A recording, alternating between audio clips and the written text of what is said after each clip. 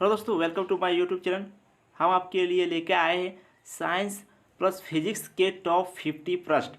हमारा टारगेट है करीब 5000। दोस्तों, अगर हमारे वीडियो को आपने लाइक नहीं की है तो लाइक कर ले, साथ साथ बेल आइकन को दबा ले सब्सक्राइब करके, ताकि हमारा वीडियो आपको मिले सबसे पहले। तो दोस्तों, बिना देर किए हुए शुरू करते हैं। यह रहा आपका पहला प्रश्न। ये लीजिए दोस्तों, क्वेश्चन नंबर 1 लिखा है कि वास्तविक वस्तु का आभासी प्रतिबिंब बनता है। बताइए कि वास्तविक वस्तु का आभासी प्रतिबिंब बनता है। बताइए इसका सही उत्तर बताइए। तो बताइए इसका सही उत्तर। तो इसका सही उत्तर है नंबर बी, समतल दर्पण। क्या है दोस्तों? नंबर बी, समतल दर्पण।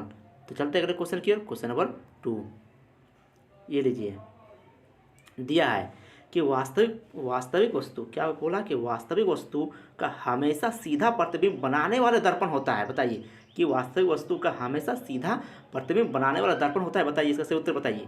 तो इसका सही उत्तर है नंबर डी, समतल दर्पण और उत्तल। इन नंबर को आंसर है डी। तो चलते अगले क्वेश्चन की ओर। क्वेश्चन नंबर 3 ये लीजिए, दिया है कि वास्तविक प्रतिबिंब की प्रकृति कैसी होती है। क्या पूछ रहा है कि वास्तविक प्रतिबिंब की प्रकृति कैसी होती है। बताइए इसका सही उत्तर बताइए दोस्तों।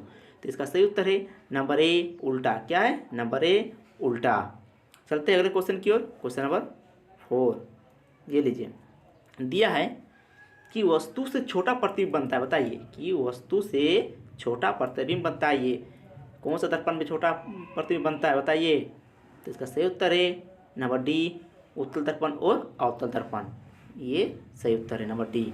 तो चलते अगले क्वेश्चन की ओर। क्वेश्चन नंबर 5 ये लीजिए दोस्तों, दिया है कि प्रकाश के परावर्तन के नियम के अनुसार। क्या पूछ रहा है? प्रकाश के परावर्तन के नियम के अनुसार ऑप्शन दिया है कि आपतन कोण परावर्तन कोण के बराबर है, या आपतन कोण परावर्तन कोण के बराबर है, या आपतन कोण परावर्तन कोण से छोटा है, या इनमें से एक। नंबर डी लिखा है सभी कथन सही। बताइए क्या सही है। तो इसका सही उत्तर है दोस्तों, इसका सही उत्तर है नंबर बी कि आपतन कोण परावर्तन कोण के बराबर है। तो चलते अगले क्वेश्चन की ओर। क्वेश्चन नंबर 6 दिया है कि समतल दर्पण द्वारा बना प्रतिबिंब सदा होता है। क्या पूछ रहा है कि समतल दर्पण द्वारा बना प्रतिबिंब सदा होता है। क्या होता है बताइए। इसका सही उत्तर बताइए। तो इसका सही उत्तर है नंबर सी, सीधा और आभासी। क्या है? सीधा और आभासी। नंबर सी इसका सही उत्तर है। तो चलते अगले क्वेश्चन की ओर। क्वेश्चन नंबर 7 ये दिया है कि आंखों में प्रवेश। क्या पूछ रहा है कि आंखों में प्रवेश करने वाले प्रकाश की मात्रा को नियंत्रित करता है। जो आंख में जो प्रवेश करता है प्रकाश, उसका नियंत्रित करता है। बताइए कौन नियंत्रित करता है? बताइए दोस्तों। तो इसका सही उत्तर है नंबर ए, परितारिका। क्या है? नंबर ए, परितारिका। तो चलते हैं अगले क्वेश्चन की ओर। क्वेश्चन नंबर 8 ये लीजिए, दिया है दोस्तों कि सूर्यास्त के समय सूर्य का गोला दिखाई देता है। जब सूर्यास्त होता है, अस्त होता है, तब सूर्य का गोला कैसा दिखाई देता है वो पूछ रहा है। बताइए इसका सही उत्तर बताइए। इसका सही उत्तर है नंबर डी, चपटा। क्या दिखाई देता है ना? चपटा दिखाई देता है। तो चलते हैं अगले क्वेश्चन की ओर। ये लीजिए, दिया है कि यदि दर्पण से बना प्रतिबिंब हमेशा सीधा और आकार के वस्तु के बराबर है तो वह दर्पण, बताइए वो दर्पण है क्या? है दर्पण। क्या पूछ रहा है कि यदि दर्पण में बना प्रतिबिंब हमेशा सीधा आकार में वस्तु के बराबर है तो दर्पण है। बताइए इसका सही उत्तर बताइए। तो सही उत्तर है नंबर सी, समतल। सही उत्तर है नंबर सी, समतल। तो चलते अगले क्वेश्चन की ओर। क्वेश्चन नंबर 10 ये लीजिए दोस्तों, दिया है कि समतल दर्पण। क्या पूछ रहा है कि समतल दर्पण के द्वारा बना प्रतिबिंब होता है। समतल दर्पण के द्वारा बना प्रतिबिंब होता है। इसका सही उत्तर बताइए। इसका सही उत्तर है नंबर बी, काल्पनिक बनता है। क्या बनता है? काल्पनिक बनता है। तो चलते हैं अगले क्वेश्चन की ओर। क्वेश्चन नंबर 11 दिया है कि निम्न में से कौन सा पदार्थ लेंस के लिए प्रयुक्त नहीं किया जा सकता है। बताइए इसका सही उत्तर बताइए। नहीं किया जा सकता है। क्या नहीं किया जा सकता है? कौन नहीं किया जा सकता है? बताइए सही उत्तर बताइए। तो इसका सही उत्तर है नंबर बी, मिट्टी प्रयुक्त नहीं किया जा सकता है। तो चलते हैं अगले क्वेश्चन की ओर। क्वेश्चन नंबर 12 ये लीजिए, दिया है कि उत्तर लेंस की क्षमता होती है। क्या पूछ रहा है कि उत्तर लेंस की क्षमता होती है। क्या होती है? ऋणात्मक, धनात्मक, शून्य या अन्य? बताइए सही उत्तर। तो इसका सही उत्तर है दोस्तों नंबर बी, धनात्मक। क्या? नंबर बी, धनात्मक। ये लीजिए अगला क्वेश्चन, क्वेश्चन नंबर 13।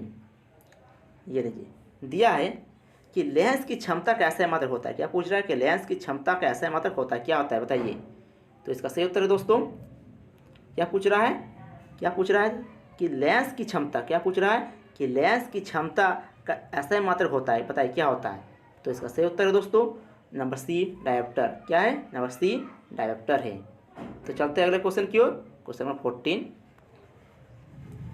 ये लीजिए क्वेश्चन नंबर 14 दिया है दोस्तों कि पानी में भरी बाल्टी, पानी में भरी बाल्टी गहराई, पानी में भरी बाल्टी की गहराई कम दिखाई देती है, इसका क्या कारण है बताइए।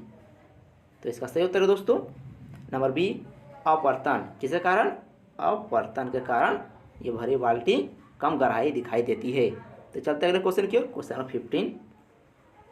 ये लीजिए दिया है कि पानी में डाली हुई छड़ी टेढ़ी दिखाई देती है। क्या पूछ रहा है कि पानी में डाली हुई छड़ी टेढ़ी दिखाई देती है, इसका क्या कारण है बताइए। तो इसका सही उत्तर है अपवर्तन। इसका भी सही उत्तर अपवर्तन। अपवर्तन के कारण कोई भी चीज़ पानी में टेढ़ी दिखाई देती है। 16। तो चलते अगले क्वेश्चन में दिया है कि दर्पण की चौड़ाई, दर्पण की चौड़ाई को दर्पण की चौड़ाई को दर्पण कहा जाता है। दर्पण की चौड़ाई को दर्पण कहा जाता है, बताइए किसको। तो इसका सही उत्तर है नंबर सी, द्वारक। किसको कहते हैं? द्वारक को बोलते हैं दर्पण की चौड़ाई। तो चलते हैं अगले क्वेश्चन की ओर, क्वेश्चन नंबर 17। ये लीजिए दिया है कि सोलर कुकर, क्या पूछ रहा है, सोलर कुकर में प्रयोग किए जाते हैं। क्या प्रयोग किए जाते हैं सोलर कुकर में बताइए, कौन सा दर्पण। तो इसका सही उत्तर है नंबर ए, अवतल दर्पण। सोलर कुकर में कौन सा दर्पण प्रयोग किया जाता है ना, अवतल दर्पण का प्रयोग किया जाता है। तो चलते हैं अगले क्वेश्चन की ओर, क्वेश्चन नंबर 18। ये लीजिए दिया है कि रोगियों के नाक, कान, गले आदि की जांच के लिए डॉक्टर प्रयोग करते हैं। ये पूछ रहा है कि रोगियों के नाक, कान, गले आदि की जांच के लिए डॉक्टर प्रयोग करते हैं, कौन सा दर्पण प्रयोग करते हैं बताइए दर्पण। क्या? तो नंबर सही उत्तर है अवतल दर्पण। चलते हैं अगले क्वेश्चन की ओर, क्वेश्चन नंबर 19। ये लीजिए दिया है कि हीरे का अपवर्तनांक, क्या पूछ रहा है, हीरे का अपवर्तनांक क्या है बताइए दोस्तों।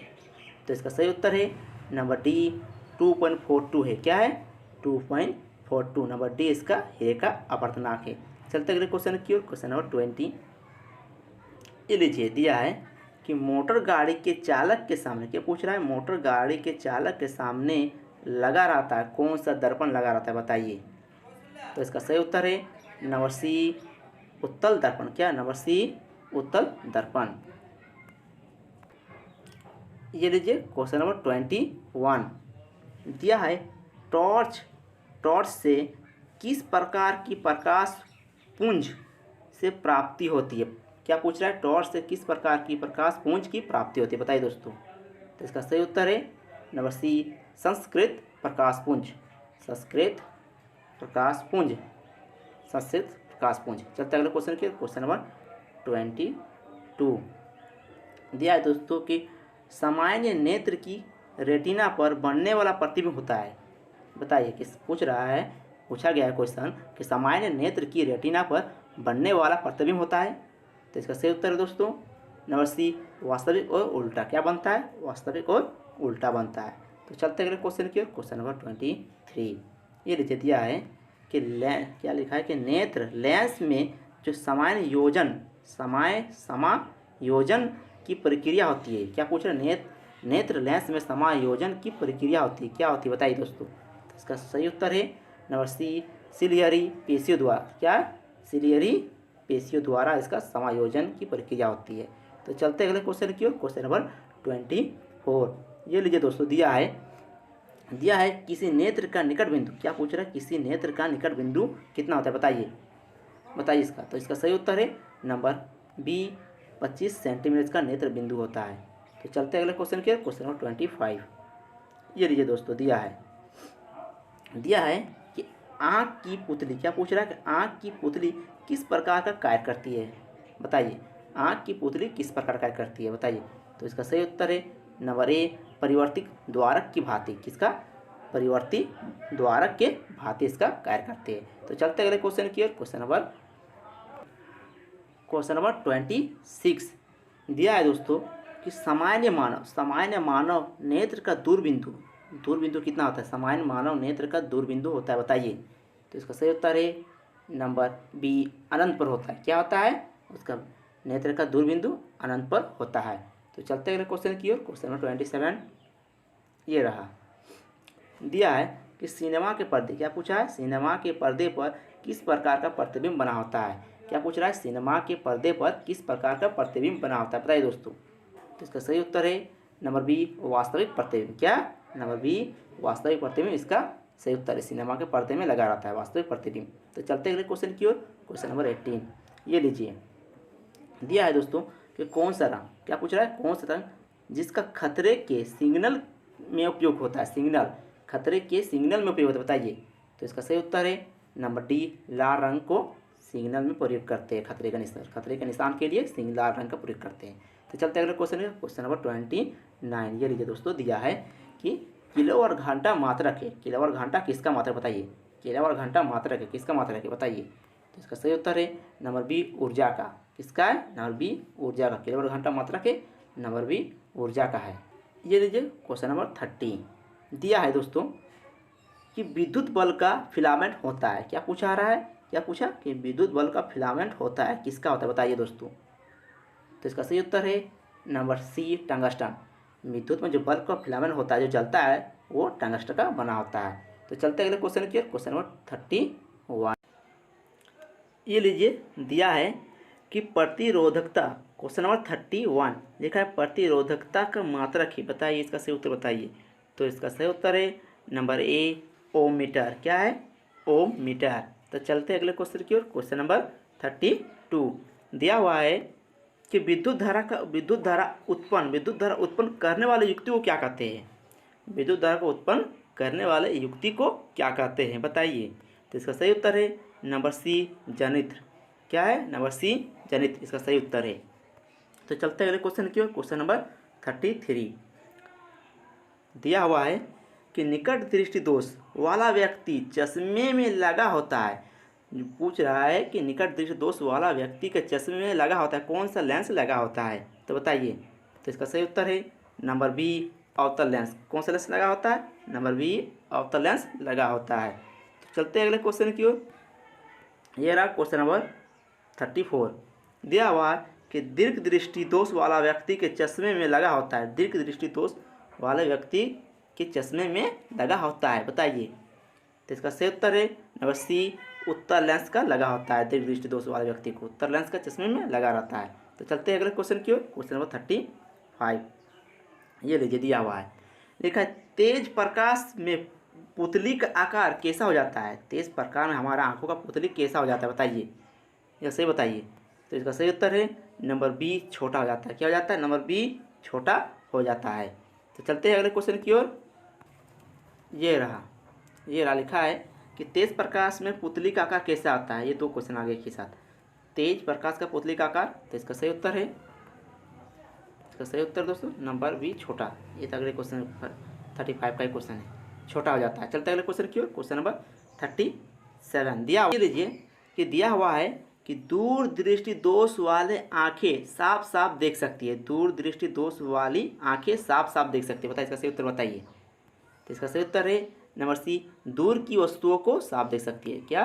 नंबर सी, दूर की वस्तुओं को साफ देख सकती है। चलते अगले क्वेश्चन की ओर। क्वेश्चन नंबर 38 ये दिया हुआ है। यह है कि मानव नेत्र, क्या पूछ रहा है कि मानव नेत्र में जो बिंदु प्रकाश के लिए बिल्कुल सुग्राही नहीं रह सकता है, सुग्राही नहीं रह सकता है, नहीं रहता होता है, उसे क्या कहते हैं, बताइए दोस्तों। तो इसका सही उत्तर है नंबर बी, अंध बिंदु। सही उत्तर क्या है? अंध बिंदु। तो चलते अगले क्वेश्चन की। क्वेश्चन नंबर 39 में दिया हुआ है, लिखा है कि मानव नेत्र में होता है। मानव नेत्र में होता है, क्या होता है बताइए? कौन सा लेंस या दर्पण होता है, बताइए। तो इसका सही उत्तर है नंबर सी, उत्तर लेंस में होता है मानव के नेत्र में। तो चलते अगले क्वेश्चन की ओर। क्वेश्चन नंबर 40 में ये लीजिए दिया हुआ है कि उदय और अस्त होते समय, उदय और अस्त होते समय सूर्य कैसा दिखाई देता है बताइए। तो इसका सही उत्तर है नंबर ए, लाल दिखाई देता है। उदय और अस्त होते समय सूर्य लाल दिखाई देता है। तो चलते हैं अगले क्वेश्चन की ओर। क्वेश्चन नंबर 40, ये लीजिए क्वेश्चन नंबर 41 दिया हुआ है कि वास्तविक सूर्यास्त और आभासी सूर्यास्त के बीच लगभग कितने समय का अंतर होता है बताइए, कितने समय का अंतर होता है। तो इसका सही उत्तर है नंबर ए, 2 मिनट का समय होता है इन दोनों के बीच में। तो चलते हैं अगले क्वेश्चन की ओर। क्वेश्चन नंबर 42, ये लीजिए 42 में दिया है कि इंद्रधनुष किस प्रकार का स्पेक्ट्रम है बताइए, इसका सही उत्तर बताइए। तो इसका सही उत्तर है नंबर ए, प्राकृतिक स्पेक्ट्रम होता है, प्राकृतिक स्पेक्ट्रम। इसका सही उत्तर ए है। चलते हैं अगले क्वेश्चन की ओर। क्वेश्चन नंबर 43 में चलते हैं। ये लीजिए दिया है दोस्तों कि अत्यधिक ऊंचाई वाले आकाश में वायुयान से सफ़र करने वाले आकाश का रंग कैसा दिखाई देता है बताइए। क्या पूछ रहा है कि अत्यधिक ऊंचाई पर आकाश में वायुयान से सफ़र करने वाले आकाश का रंग कैसा दिखाई देता है, इसका सही उत्तर बताइए। तो इसका सही उत्तर है नंबर बी, काला दिखाई देता है। क्या दिखाई देता है? काला दिखाई देता है। तो चलते हैं अगले क्वेश्चन की ओर। क्वेश्चन नंबर 44 में ये लीजिए दिया हुआ है किस वस्तु का प्रतिबिंब आँख के जिस भाग पर पड़ता है वह होता है, आँख के जिस भाग पड़ता है वह है बताइए। तो इसका सही उत्तर है नंबर बी, रेटिना पर पड़ता है। कहाँ पड़ता है? रेटिना पर पड़ता है। तो चलते हैं अगले क्वेश्चन की ओर। क्वेश्चन नंबर 45 में ये लीजिए दोस्तों दिया हुआ है कि चुंबक क्षेत्र का मात्रक होता है बताइए। चुंबक क्षेत्र का मात्रक क्या होता है बताइए। तो इसका सही उत्तर है नंबर बी, टेस्ला। क्या होता है? मात्रक टेस्ला होता है। तो चलते हैं अगले क्वेश्चन की। क्वेश्चन नंबर 46, ये लीजिए 46 दिया हुआ है डायनेमो किस प्रकार का धारा प्राप्ति होती है, डायनेमो से किस प्रकार का धारा प्राप्ति होती है बताइए दोस्तों। तो इसका सही उत्तर है नंबर ए, दृष्ट धारा। कौन सी धारा प्राप्त होती है? दृष्ट धारा प्राप्त होती है। तो चलते हैं अगले क्वेश्चन की ओर। क्वेश्चन नंबर 47, ये लीजिए दोस्तों दिया हुआ है कि व्यावसायिक मोटरों में किस प्रकार के चुंबक का उपयोग होता है बताइए। व्यावसायिक मोटरों में किस प्रकार के चुंबक का उपयोग होता है बताइए। तो इसका सही उत्तर है विद्युत चुंबक। इसका सही उत्तर क्या है? नंबर सी, विद्युत चुंबक का उपयोग होता है। तो चलते हैं अगले क्वेश्चन की ओर। क्वेश्चन नंबर 48, ये लीजिए दोस्तों दिया हुआ है कि मानव के वे दो महत्वपूर्ण अंग क्या लिखा है? मानव के वे दो महत्वपूर्ण भाग कौन है जिसमें चुंबकीय क्षेत्र का उत्पन्न होना अनिवार्य है बताइए। तो इसका सही उत्तर है नंबर सी, हृदय और मस्तिष्क। क्या है? हृदय और मस्तिष्क इसका सही उत्तर है। तो चलते अगले क्वेश्चन की ओर। क्वेश्चन नंबर 49, ये लीजिए दोस्तों दिया हुआ है कि विद्युत चुंबक बनाने के लिए, क्या पूछ रहा है कि विद्युत चुंबक बनाने के लिए प्राय किस पदार्थ के छड़ का उपयोग होता है बताइए। किस छड़ का उपयोग होता है विद्युत उत्पन्न करने के लिए? तो बताइए। इसका सही उत्तर है नंबर बी, नर्म लोहे का उपयोग होता है विद्युत चुंबक बनाने के लिए। चलते हैं अगले क्वेश्चन की ओर। क्वेश्चन नंबर 50, ये लीजिए दोस्तों दिया हुआ है कि विद्युत चुंबक प्रेरण की खोज किसने की थी बताइए। इसका जवाब आप लोग दोस्तों कमेंट सेक्शन में दे सकते हैं। और अगला वीडियो मिलेंगे आपसे हम करीब 51 से 100 क्वेश्चन आपको हम बताएंगे। तभी के लिए इतना ही, मिलते हैं अगले वीडियो में।